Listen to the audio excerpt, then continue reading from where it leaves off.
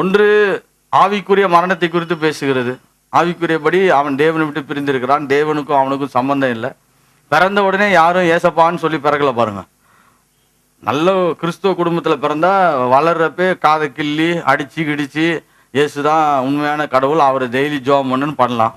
ஆனால் பிறக்கிற எல்லா குழந்தைங்களும் என்ன பண்ண மாட்டுது? அப்படி இயேசுவே ஆண்டவர்னு சொல்லி பிறக்க மாட்டுது. எல்லா குழந்தையும் என்ன சொல்லுது? நான் தான் ஆண்டவன், என்னை கவனின்னு சொல்லுது. எப்படி சொல்லுது பாஸ்டர்? அழுவு கத்துது, கத்தி கத்தி அது சொன்னதை தான் என்ன பண்ணுது? செய்ய ட்ரை பண்ணுது. அதனால பிறக்கிறப்பே அது என்ன பண்ணுகிறது? தேவனை விட்டு தேவனுக்கு பின்னாகவும் தேவனுக்கு முரண்பட்டதாகவும் தேவனை விட்டு தூர போனதாகவும் தான் பிறகுது. கரெக்டா?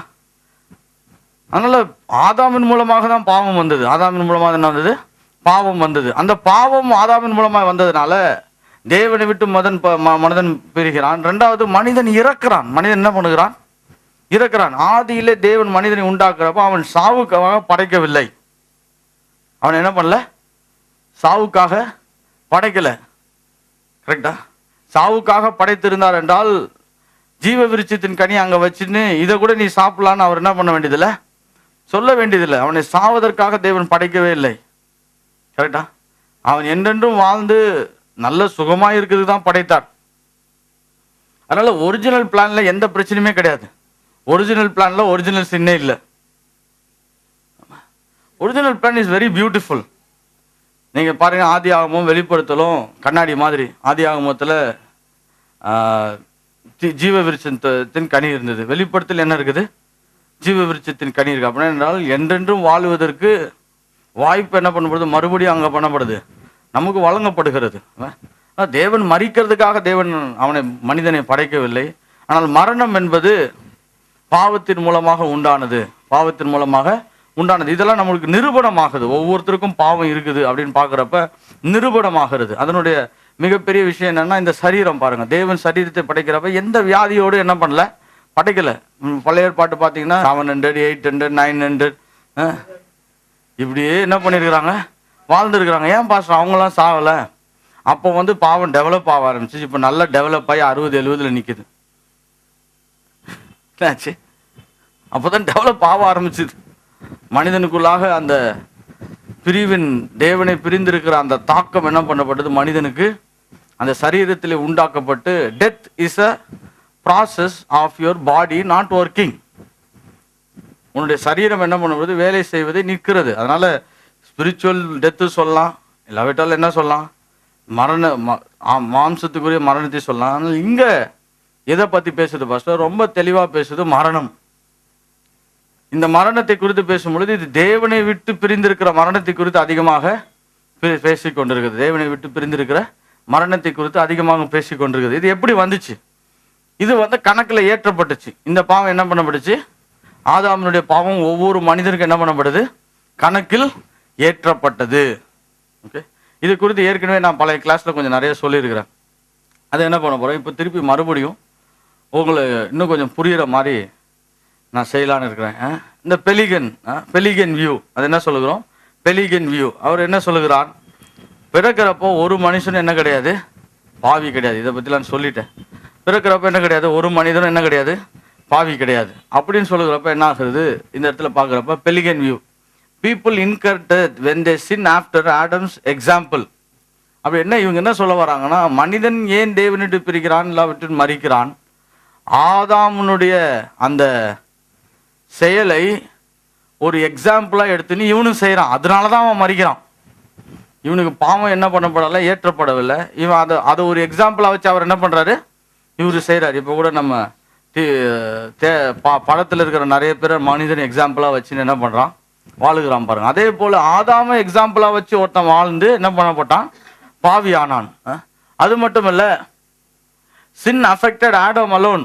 ஆதாமை மட்டும்தான் பாவம் பாதித்ததை ஒழிய ஆதாமனுடைய வம்சத்தையோ அவனுடைய பிள்ளைகளையோ என்ன பண்ணல? பாதிக்கவில்லை. No one affected by Adam's sin. இதை இப்ப இருக்கிற எந்த சர்ச் பிலீவ் பண்ணுது? யூனிட்டேரியன்ஸ் ஒரு குரூப் இருக்குது. இந்த குரூப் ஆஃப் சர்ச்சஸ் என்ன பண்ணுது? அதை பிலீவ் பண்ணுது. ஓகே, இப்போ இது ஆரம்பிச்சவர் யாருன்னு உங்களுக்கு நல்லா தெரியும் பாருங்க. பெலிகன் ஆரம்பிச்சவர் யாரு? பெலிகன். இது வேதத்துக்கு முற்றிலுமா என்ன பண்ணப்பட்டிருக்கு? விரோதமாக இருக்குது. மனிதன் பாவியாக பிறக்கிறான் என்பதை நீங்கள் மறுப்பது வசனத்துக்கு நேராக விரோதமாய் போவது. ஒரு 2 வசனத்தை பார்க்க போகிறோம். எசேக்கியேல் 18:20. பாவம் செய்கிற ஆத்மா என்ன பண்ணும்? சாகும். The death not because of sin அப்படி என்று அவர்கள் என்ன சொல்றாங்க? அப்படி என்றால் பிரிவு பாவத்தினால் உண்டாவதில்லை என்று சொல்லுகிறார் பெலிகன். ஆனால் வேதம் என்ன சொல்கிறது? பாவத்தினால் தான் என்ன பண்ணப்படுது? மரணம் உண்டாகிறது. பாவத்தினால் என்ன உண்டாகிறது? மரணம் உண்டாகிறது. இன்னொரு வசனம் பார்த்தீர்கள் என்றால் ரோமர் 6:23. பாவத்தின் சம்பளம் மரணம், தேவனுடைய கிருபை வரமோ நம்முடைய இயேசு கிறிஸ்துவினால் உண்டான நித்திய ஜீவன். பாவத்தின் சம்பளமோ மரணம். பாவத்தின் சம்பளம் தான் என்ன ஆகுது? மரணம். இதை என்னைக்கு மறுக்கிறோமோ அது என்ன ஆகிறது? நீங்க வேதத்தினுடைய வசனங்கள், நேரடியான வசனங்களுக்கு என்ன பண்றோம்? நிச்சயமாய் போகிறோம். நிச்சயமா என்ன பண்றோம்?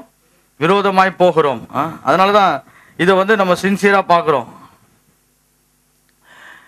இப்ப பெலிகன் இன்னொன்னு என்ன சொல்றாருன்னா, அவன் செய்யற தப்புனாலதான் அவன் சாவுறான். எப்படி?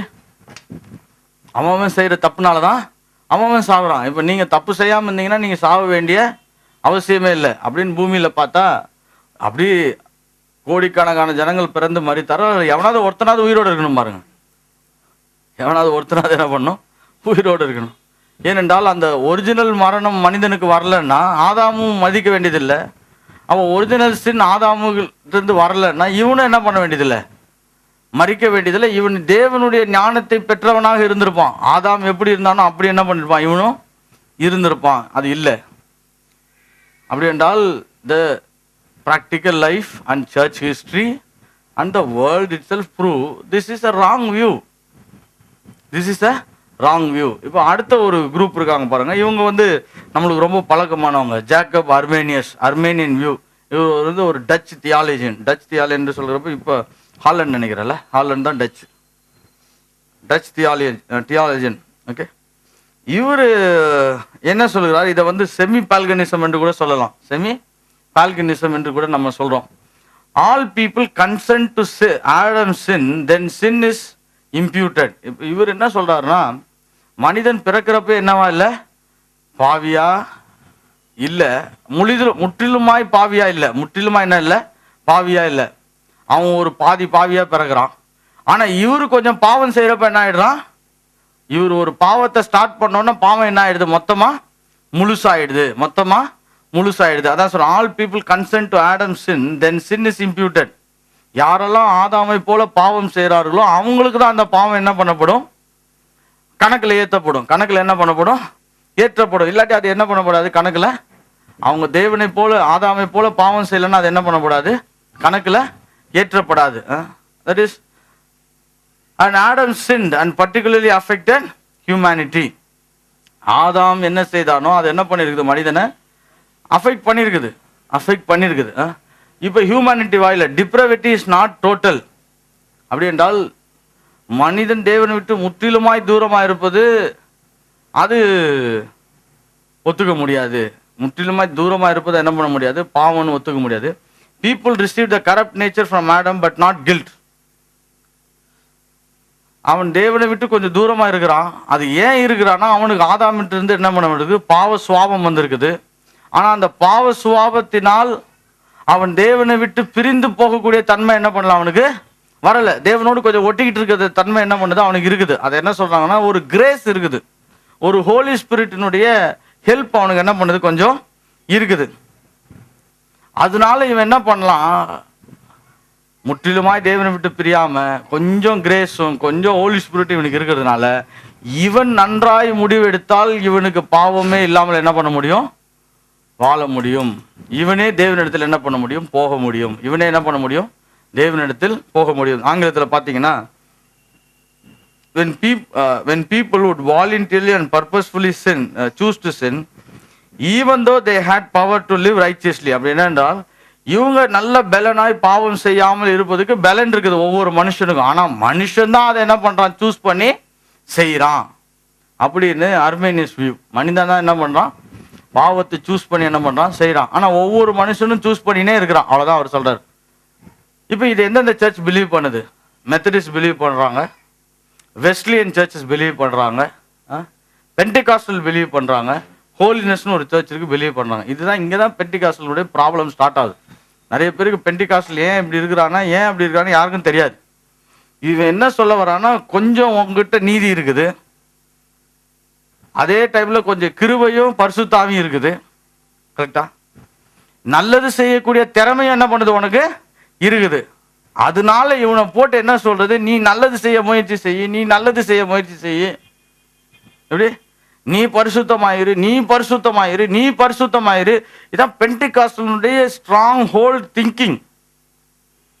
அர்மேனியன்ஸ் தான் இதை ஆரம்பிச்சார் பாருங்க. இவருடைய திங்கிங் வந்து என்ன பண்ணுது, அப்படியே வரிசையா வந்து அந்த பென்டிகாஸ்டல்ஸ்குள்ள என்ன பண்ணுது போயிருக்குது. மனுஷன் பென்டிகாஸ்டல்ஸ் வந்து முற்றிலுமா நீ தேவனை விட்டு பிரிந்திருக்கிறான்னா, அது எப்படி இருக்கிற, நான் தானே முடிவு எடுக்கிறேன், நான் தானே முடிவெடுத்து தேவனிடத்துல போறேன் அப்படின்னு சொல்லி பேசுறாங்க. அப்ப என்ன ஆகுறது என்றால், எங்கிட்டையும் ஏதோ நல்லது இருக்குது, எங்கிட்ட என்ன இருக்குது, கொஞ்சம் நல்லது இருக்குது, நான் அதை வச்சு என்ன பண்றேன், நல்ல முடிவுகள் எடுத்து நான் தேவனிடத்துல போறேன். அதனால தான் பென்டிகாஸ்டல்ஸ் பார்த்தீங்கன்னா நீ இந்த ஒரிஜினல் சின்னே பேச மாட்டாங்க. ஏன்னா they always believed of original sin. நம்ம ஒரு புது பேர் வச்சுக்கலாம் பாரு. இப்படிதான் தியாலஜி காலேஜில் ஒன்று ஒன்றா பேர் வச்சுக்கிட்டே இருக்க வேண்டியதான். நானே இப்படி பேர் வைக்கிறேன், அவங்களாம் பேர் வைக்கிறது எவ்வளோ பெரிய ஆளுங்களா இருப்பாங்க. ஆஃப் ஒரிஜினல் சின். என்னோட காலேஜ் படிக்கிறப்ப என்னுடைய காலேஜ் சிஸ்டமேட்டிக் தியாலஜி டீச்சர் வந்தார் பாருங்க. ஒருத்தர் சும்மா இல்லாமல் அவர்கிட்ட போய், ஏன் பாஸ்டர் இந்த ஃபுல் காஸ்பல்னு ஒரு சர்ச் வச்சிருக்கிறாங்க அப்படின்னு. உடனே அவரு பாருங்களேன் சிரிக்காம, பா ஃபுல் காஸ்பல்லாம் இல்லைப்பா, ஒரே காஸ்பல் தான் இருக்குது, இனி இவனுங்க தான் குவார்டர் காஸ்பல், ஆஃப் காஸ்பல்னு, ஃபுல் காஸ்பல் இவனுங்க தான் வச்சுக்கிறாங்க. எப்படி எவ்வளோ ஒரு தரக்கட்டமான ஒரு டெஃபினிஷன் பாருங்க. அதனால ஃபுல் காஸ்பல் என்று சொல்வதை போல நம்ம ஆளுகளை என்ன பண்றானுங்க, இல்ல இவர் ஃபுல் சின்லாம் கிடையாது, இவர் ஹாஃப் சின்னர். எப்படி ஹாஃப் சின்னர், இன்னும் கொஞ்சம் ஆஃப் என்ன பண்ணிருக்குது, கொஞ்சம் நல்லதெல்லாம் உள்ள இருக்குது. அந்த நல்லதை நீ டெவலப் பண்ண நீ என்ன ஆயிடலாம், நீ கடவுள்கிட்ட போயிடலாம். எப்படி உங்களுக்கு புரியுதா? அதனால தான் என்ன சொல்றாங்க, நீ எவ்வளோக்கு எவ்வளோ பைபிள் படி, நீ எவ்வளோக்கு எவ்வளோ ஜெபம் பண்ற, அவ்வளோக்கு எவ்வளோ நீ என்ன பண்ணுவ, கடவுள்கிட்ட போவ. எப்படி அதுக்கு சின்னதாக ஒரு வேர்டு யூஸ் பண்ணிப்பாங்க, கடவுளுடைய கிருபையில போறோன்னு. அந்த வேர்டு என்னன்னே உங்களுக்கு தெரியாது. கிருபைனாவே கம்ப்ளீட்லா ஃப்ரீ. ஆனா இவங்க சொல்றது, கிருபையில எதையோ நான் பண்ணின்னு இருக்கிறாயா, கிருபையில போய் நீ எதையும் பண்ணாத, அது இருக்கிறத கெடுத்துரும்.